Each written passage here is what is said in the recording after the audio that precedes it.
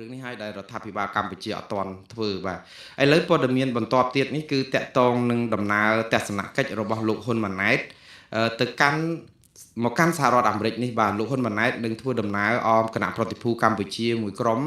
មកចូលរួមក្រុមប្រឹក្សាសន្តិភាពដែលបង្កើតឡើងដោយលោកត្រាំនៅឯរដ្ឋធានី Washington សហរដ្ឋអាមេរិកបើតាម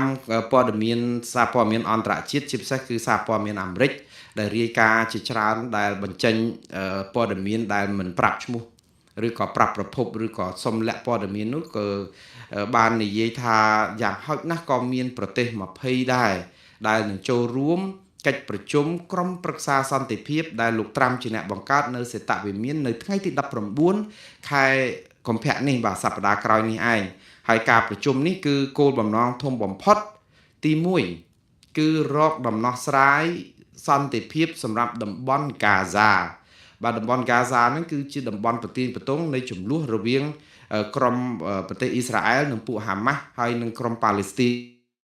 នដូច្នេះរឿងនេះគឺជារឿងនៅតំបន់មជ្ឈិមបូព៌ាឯនោះទេហើយក្រុមប្រឹក្សាសន្តិភាពនេះគឺបង្កើតឡើងនៅក្នុងយន្តការមួយដោះស្រាយតែបញ្ហាហ្គាហ្សានឹងឯង